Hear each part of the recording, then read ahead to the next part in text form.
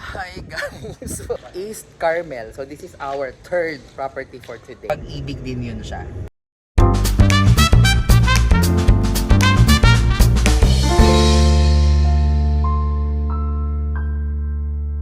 Hi guys! Welcome back to my channel.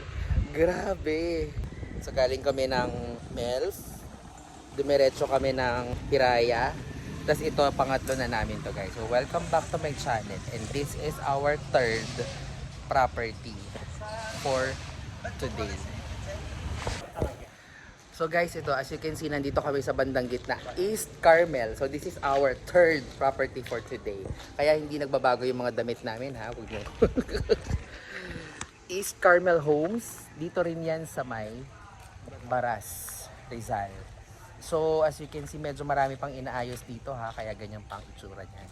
Pero sabi, malapit na daw ito ma-turnover. Ano to, within the year? May mga block na turnover. May mga turnover na, for turnover na dito. Ayan.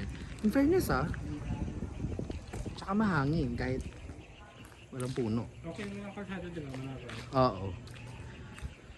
I-vlog ko na lang guys yung kalsada mamaya. So ito guys yung mga harap ng mga bahay. Malaki siya guys, promise. In fairness. Ayan.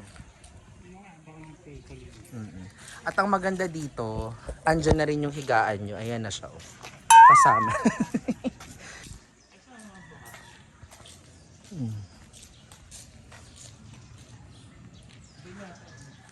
Ang taas no. Ang taas no. Guys, mataas siya. Nakikita nyo yan? Ceiling. Tapos may ganun pa. Ano kaya yun? Yung Kisame nila yan? Taas? Okay, so ang parking nyo, ito yung parking. So pwedeng nasa kalsada. Malaki rin naman yung kalsada eh. Ito, i-house tour ko na kayo dito sa East Carmel. So, wala, hindi ko na siya ma-open pa kasi naka-open talaga siya ganyan. So guys, upon turnover, ito yung itsura ng bahay na matu-turnover sa inyo. So, wala siyang tiles pag-turnover, yan lang yun. And then yung Kisame, ayan. Pero pwede nyo nang i-improve yan. So, bala naman, gusto nyo maglagay ng Kisame. Dahil yung maglagay kayo ng tiles dito. Pero ang CR, solely walang ilaw. Pero ang CR guys, naka-tiles na sa turnover. Ito. Maganda na ang pagkaka-tiles guys ayan. Kalahati. Ang taas ng ceiling. Okay, mataas talaga siya ang ceiling, no? Pero pwede kayo mag-Kisame dyan. So, ito na yung living nyo. And then, ito yung kitchen. Sa turnover. Turnover unit ito, guys, Tapos, paglabas natin dito, meron pa kayong space dito. Yan. Ano to? Pang service area, dirty kitchen. Diba? Pwede. Fairness sa mga materials. Lakit tayo second floor. And, may window na slide. And second floor tayo, guys.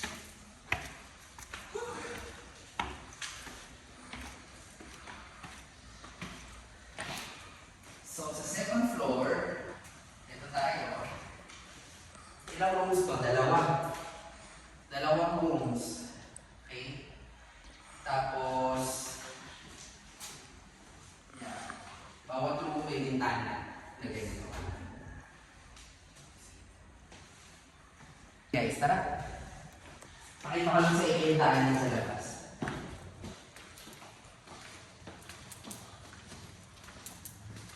Ano ito pag-ibig? Yes. Straight to pag-ibig din. May down payment. So ito yung kalsada. Malaki, di ba? So pwede kayo mag-park dito. Sa labas. And may space pa rin naman kayo. Anyway, so yun na yung last na property namin, yung East Carmel Homes. Yun din ay pag-ibig din yun siya. So, pero may equity din siya. So meaning may down payment siya. So either you pay the down payment or you pay it in terms. Diba? So marami ng turnover doon at may mga ginagawa pa at may mga patapos na. Ganito ba talaga ang buhay ng mga maglulupa? Yan, sabi ni Robby, yun daw ang tawag sa amin, maglulupa. Ayan, Ayan, dapat hindi ka, next time, ang mga lesson learned sa akin ngayon, dapat hindi ka naka white shoes, dapat naka-ready kang maputikan. Kasi kung ang binibenta mo lupa, di ba? Pero kung nasa mga condo ka, subdivision, iba namang usapan yun. Ayan, so hindi ko naman kasi alam na ganito ang pupuntahan namin. Pero kasi farming, di ba? Usapan na kahapon, farming. Ba't naisip mo na yun? So, kung gusto nyong malaman yung mga available units, alam nyo na ang gagawin nyo. Mag-send lang kayo ng message dito or sa amin. Ayan. Huwag kayong mag-alala dahil ayan nga, lagi ko kasama ang aming broker. Legit na legit ang aming mga transaction, di ba? Dapat talaga guys, kapag bibili kayo ng mga property, dapat meron kayong kausap na broker, di ba? So ayan. I hope na enjoy nyo yung aming vlog. Actually, pangatlong vlog to. So hope na enjoy nyo siya. And see you sa aming next house tour and farm tour and property tour. Ayan, marami pa ako ipapakita sa inyo. Bye!